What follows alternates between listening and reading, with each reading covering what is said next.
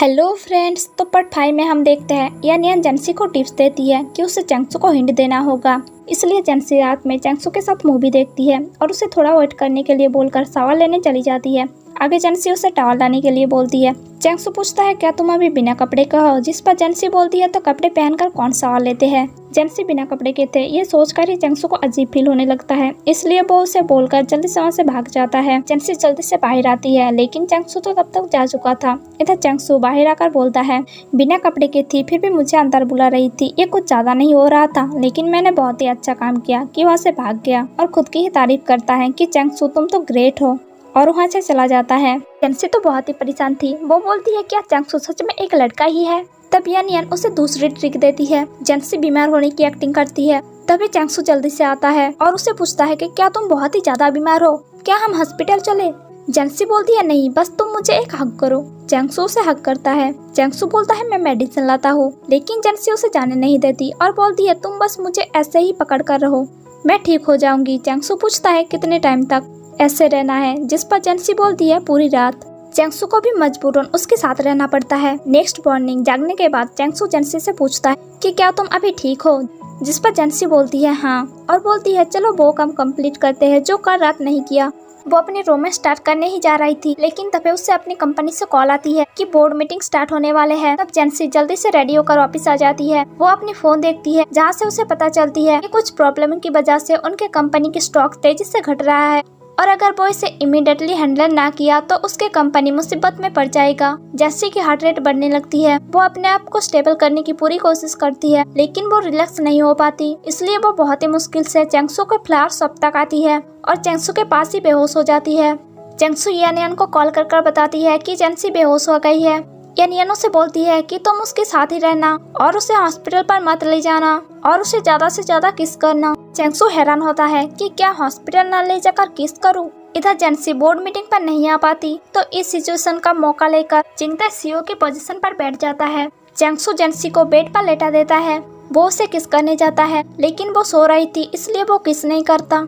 Zinta CEO बनकर बहुत ही ज्यादा खुश था। ये देख यान गुस्से से बोलती है तुम ना ज्यादा उड़ो मत, और वहाँ से चली जाती है। आगे वहाँ के एम्प्लॉइज उसे बहुत सारा फाइल देने लगता है रीचेक करने के लिए, और इतना सारा फाइल देखकर वो घबरा जाता है और उसे कुछ भी काम समझ नहीं आ रहा होता है। इधर 4 घंटा बीत गया था लेकिन जेंसी नहीं उठी, इसलिए चंगसू को टेंशन होने लगता है। तभी कोई डोरबेल बजाता है। तब चंगसू बाहर जाकर डोर खोलता है तो वहाँ पर एक लड़का होता है। दोनों ही एक दूसरे को सिर से पैर तक देखते हैं। वो लड़का चंगसू से पूछता है तुम कौन हो और यहाँ जेंसी के घर में क्या कर रहे हो। चंगसू पूछता है तुम कौन हो, जिस पर वो लड़का बताता है कि उसका नाम फुचेंग है और वो जेंसी की हस्बैंड है। इधर जेंसी भी जाग जाती है। बाहर चंगसू और फुचेंग बैठकर एक दूसरे को घूरे जा रहा था। तभी जेंसी भी बाहर आती है और वो फुचेंग को देखकर गुस्सा हो जाती है कि तुम्हारा हिम्मत कैसे हुआ वापस आने का, मैं तुम्हें मार डालूंगी। चंगसू उसे रोकता है। ये देख फुचेंग बोलता है तुम क्या कर रही हो, छोड़ो उसे। तब जेंसी बोलती है ये मेरी बॉयफ्रेंड है। तब फुचेंग कहता है तो जब मैं यहाँ नहीं था तब तुमने मुझे चीट किया। जेंसी बोलती है वो शादी फेक था तो मैं कोई चीट नहीं किया। फुचेंग बोलता है ठीक है, मैं तुम्हें मुश्किल से निकालने के लिए इतना कुछ किया और अब तुम मेरे साथ ये किया। जेंसी पूछती है मतलब। तब फुचेंग बताता है कि वो शादी से भागना नहीं चाहता था, लेकिन उसके कंपनी के लिए एक डिजाइनर से मिलने के लिए उसे मजबूरन जाना ही पड़ा और ये सब वो सिर्फ और सिर्फ जेंसी के लिए ही किया था। चंगसू समझ जाता है कि जेंसी फुचेंग के ऊपर गुस्सा थी, लेकिन फुचेंग उसे लाइक करता है इसलिए उसे बुरा भी लग रहा था। फुचेंग चंगसू को देखकर जेंसी को बोलता है कि आज रात मैं यहाँ पर ही रुकूंगा, और वैसे भी ये पहली बात थोड़ी ना है। जेंसी चंगसू के तरफ देखती है, चंगसू भी उसे देखता है। फिर जेंसी फुचेंग को कहती है मैं अभी बहुत कंफ्यूज हूँ, इसलिए तुम यहाँ से जाओ। फुचेंग चंगसू की तरफ देखता हुआ पूछता है और इसका क्या। जेंसी बोलती है ये हम दोनों का मैटर है, तुम इंटरफेयर ना करो तो ही बेहतर है। ये सुन फुचेंग जाने की जगह और भी अच्छे से बैठता है और बोलता है जब तक ये यहाँ से नहीं जाएगा तब तक मैं भी नहीं जाऊंगा। ये सुन जेंसी गुस्से से उठती और बोलती है तुम जाते हो कि नहीं, और उसे बाहर निकाल देती है। चंगसू ये सबसे बहुत ही ज्यादा सैड हो गया था। जेंसी उसे पूछती है कि क्या तुम 2 दिन से मेरे साथ थे। चंगसू बोलता है तुम इतने टाइम से सो रहे थे, मुझे बहुत टेंशन हो रहा था। जेंसी उसे पकड़कर बोलती है कि अब मैं बिल्कुल ठीक हूँ तो तुम अब जा सकते हो। तब चंगसू उसे अपने पास खींचकर बोलता है नहीं, मैं आज यहाँ पर ही सोऊंगा। सुन जेंसी हैरान होकर पूछती है कि क्या। चैंगसू बोलता है तुम बीमार हो इसलिए तुम्हें अकेली छोड़ना ठीक नहीं है। जेंसी स्माइल करती हुई बोलती है पहले तो तुम मुझे रिफ्यूज करते रहते थे लेकिन अब अचानक तुम्हें क्या हो गया, क्या ये फुचेंग की वजह से है? चैंगसू बोलता है नहीं, मैं बस तुम्हारे लिए परेशान हूँ और मैं प्रॉमिस करता हूँ कि मैं कुछ नहीं करूँगा, हम बस साथ सोएंगे पहले की तरह। जेंसी बोलती है ठीक है और अपना काम करने के लिए चली जाती है। लेकिन चैंगसू ये सोचकर परेशान हो रहा था कि फुचेंग आखिर यहाँ क्यों रहता था। इधर जेंसी ऑफिस आकर सबसे माफी मांगकर खुद ही सीईओ की पोजीशन से रिजाइन कर देती है। लेकिन जिंताई इन दिनों समझ गया था कि सीईओ बनकर काम करना कितना टफ है और वो इस पोजीशन को संभाल नहीं सकता। जेंसी ही इसके लिए परफेक्ट है। इसलिए जिंताई जेंसी को सीईओ की पोजीशन वापस कर देता है। आगे फुचेंग ऑफिस पर आता है और ऑफिस में इतने सारे फूल और पौधों को देखकर बोलता है क्या मैं ऑफिस आया हूँ या नेचर में। वो सबको हाय करता है लेकिन कोई भी उसे भाव नहीं देता क्योंकि आप सब चैंगसू को पसंद करता है। आगे जेंसी जिंगताई से उसका ऐसा करने का वजह पूछती है जिस पर जिंगताई शो अप करता हुआ बोलता है वैसे तो मैं सीईओ बनने के लिए बिल्कुल ही काबिल था लेकिन मेरे लिए फेम एंड फॉर्चून बस एक दिखावा है।